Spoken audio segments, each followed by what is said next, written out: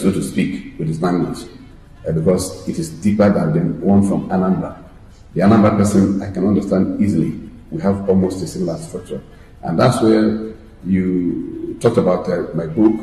Well, that book focuses on Anyoma land. A part of the Igbo land, you have a lot of them who also belong to the Anyoma land. If you talk about names, if you go critically into the book I've written, I traced the emergence of the Igbo lands from the Gad tribe of Israel. I did a lot of research to see that it hailed from that place. And the name Igbo originally hailed from Hebrew. They called Igbo, that's from Hebrew. From Hebrew to Hebrew, from Hebrew to Igbo. And the original Hebrew people call it Igbo. You see that some people also quarrel about the name Igbo or Igbo. Which one do they believe? Igbo is the original name emerging from Igbo. It's not everybody within the Delta region that could say he's an Igbo person, but a large percentage of the people within the what you could call the Western Igbo hail from that sector. That's the Igbo land.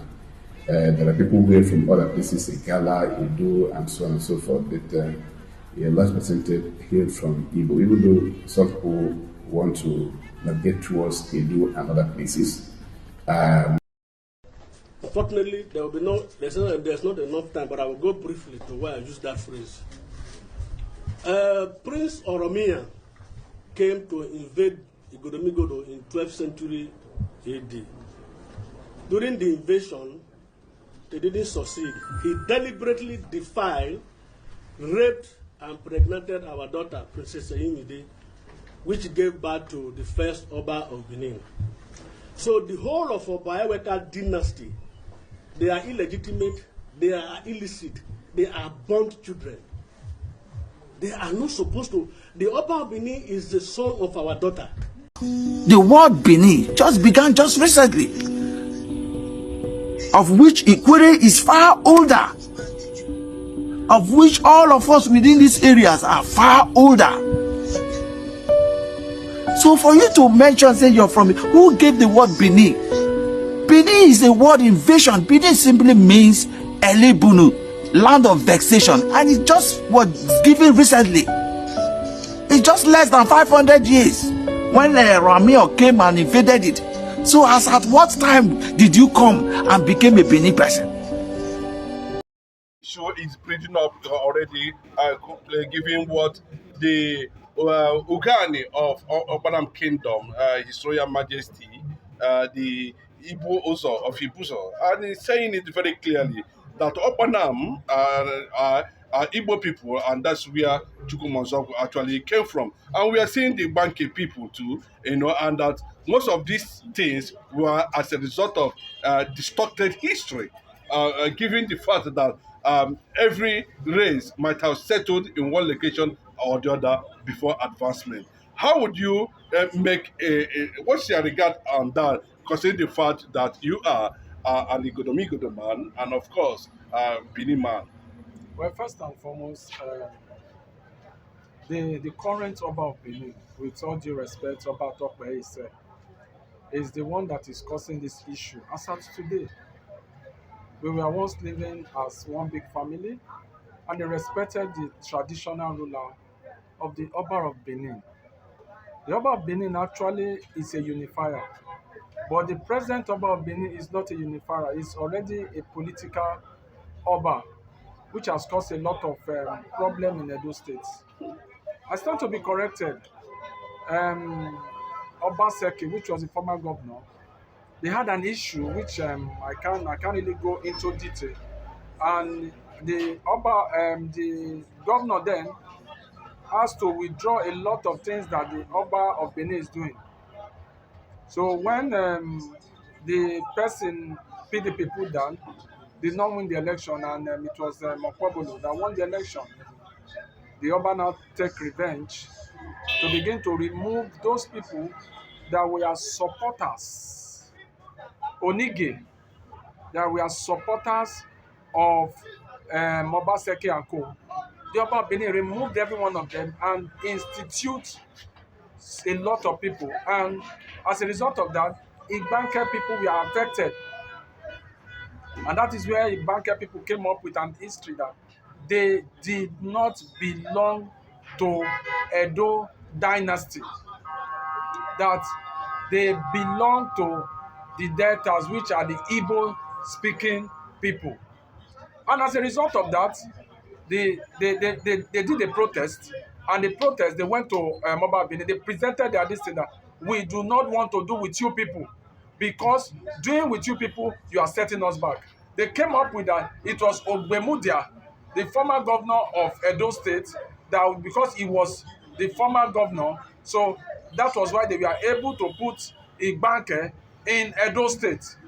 And I want to say this categorically, that the people of this king that has spoken, Okpanam, they are speaking their mind out. The people of Edo Delta, they don't hide what they say. They come out and say it, and they will check history and tell you that this is what they are going. And I want to say that is right in what they are saying, and history can also be traced to verify what they have said.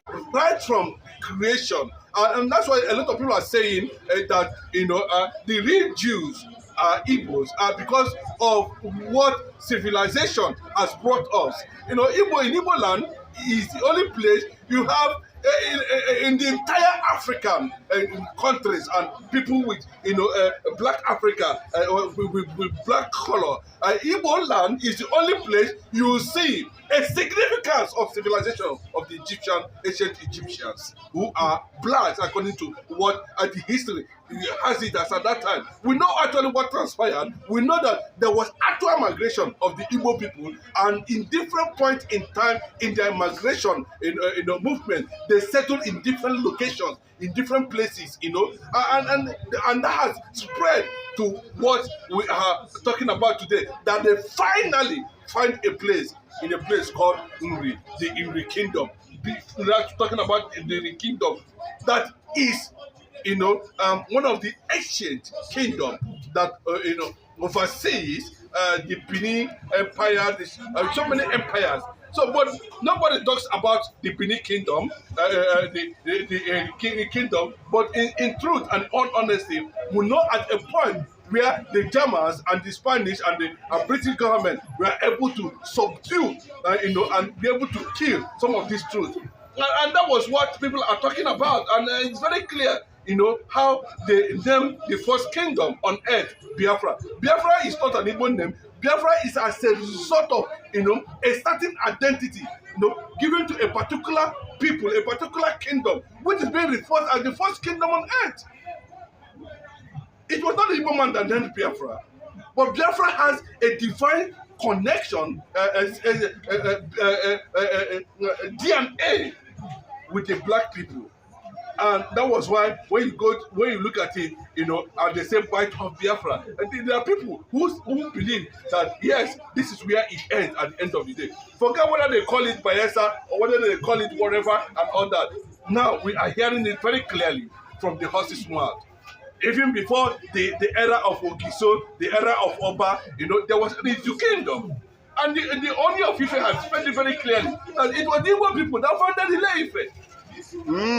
But you see, disturbances of how they want to distort this reality, that the Igbo people are really the ancient people. They are the one that initiated trade, buying and selling, commerce, trade, business. So they have been able to expand to the extent, even though we have our ancestral place to be in the kingdom. That's in the kingdom. That's in Ibuku. They have already established themselves in that regard. And because of their nature, they don't, how would I put it? They are people who believe, let live and let live. But I'm seeing a reaction of when the kingdom, the Okpanam kingdom, the king of the Royal Majesty of Okpanam kingdom, an ancient kingdom for that matter, that takes us back to Kaduna Nzeogwu, and who is from that axis of the kingdom, from Okpanam. We know who Nzeogwu is. He's the first person in the history, possibly Africa, to have carried out or have led, he was a pace setter in the Nigerian military history. In all ramifications, there's no you justify that. Go and ask Obasanjo. He came from that axis. And what is his name? His name is Chukwuma. He's an Igbo man. Nzeogwu, an Igbo man. Then somehow they added Kaduna at the end of the day, but that's what he's from Okpanam. And the king of that Okpanam has made it very clearly, that there was nothing like Edo State. That the Igbo people, the Igbo nation, we have once settled in that place before the coming of other significant or insignificant tribes in that area. And that is why that the Igodomi, why it was called Igodomi, why it was called Idu. That these territories are Igbo Biafran territories, and there's nobody that will take it away from them. And irrespective of whatever anybody says about the Oba or whatever, at what point did they start talking about the Oba? What happened? When did it get to the era of Oba? What happened to the era of Okiso? What happened to the era when that territory was actually called into Kingdom, Godobigodo? What happened to Esechima? We can see that it is a mix of different minor ethnic nationalities that made up the so-called Bini, which is a tribe in Godobigodo. And if you look at it very well, you will see complete traces of Igbo in Bini language. But you cannot see traces of Yoruba language in a Bini language. I think the consciousness of the Igbo Unification movement has actually been declared open by this king. So the Obuzo of Ibuzo, the king, His Royal Majesty, the kingdom of Okpanam. So now you're telling the world that Benin, they are Igbos and they are Biafras. Yeah, that's what I'm telling you. It's not the Bini, it's Bini. That's the name. Okay. It's Bini, and the man has said it very clearly. Forget the fragmentation that is going on. He said both the Yoruba and the Shekiri people and all the territories are Igbo territories. They are all Igbos. But Yorubas are saying that the Benis are Yorubas. That is a distorted story. Nobody can prove that. In as much as the Oni of Ife can come out and make it very clearly that before anybody was able to come to a place called Ile-Ife, that the Igbo people has been there. But unfortunately, some scholars are contesting it. But that's the reality, that's the truth. So I'm seeing very clearly the unification of all the different territories, giving the awareness, the awakening. The Wanke people are saying it, the people, the Igbo communities in Kogi are saying it, the Igbo communities in Benue are saying it. Everybody is just aligning to the reality on ground. And what is the reality on ground? This Biafran movement, advocacy, campaign, restoration is going to bring the entire Biafran nation together as one nation. And that is what we are advocating for. And that is what we are saying. We must go back to who we are. In the kingdom, yes, they said that the Igbo people, anybody that's telling the Igbo people are the ancient people. And they have a trademark. They are known for certain things. And if you look at the history of Africa, the Igbos has championed a lot of independence and transformation in Africa, even though we are being suppressed by the forces that's against a higher reality. And we must understand that very clearly. That Mazin Nnamdi Kanu did not start this recognition agenda of Biafra as a sovereign nation just because to please anybody, just because it's an Igbo thing. No, that's not correct. We must understand that We are one, and there's no nation identified as a nation. Okay, how come about Biafra? Why will a particular place be named a bite of Biafra? Why? What happened to the Biafrans of Gulf of Guinea? What happened to the ancient name Biafra? Why are they still called at this moment? Where would now the people of the Ijaw community now decide to name, no, we are, this is what we are, until they begin to, even the Midwest. Midwest. Yes, if you look at Dennis Osadebe as in those days, you know, and the likes of them that will know how this thing started. We have Northern Biafra at that time. When you talk about, you know, Midwest and on some of these areas, the Edo, the Delta, the Delta states, and some part of Ondo states, yeah. But the fear of the Igbo rise against Western colonization, the presence of the Igbos championing as pesetas of independent Africa, led to what we are seeing today, a purely distorted truth about this particular tribe. And thank God for the era of research. A lot of people are going to it, and you can see the unification spreading, even down to Ogoja. In Cross River. In Cross River State, they are rising up. They are saying a lot of things that this is where we stand, and that is where we stand, and that is where we are going.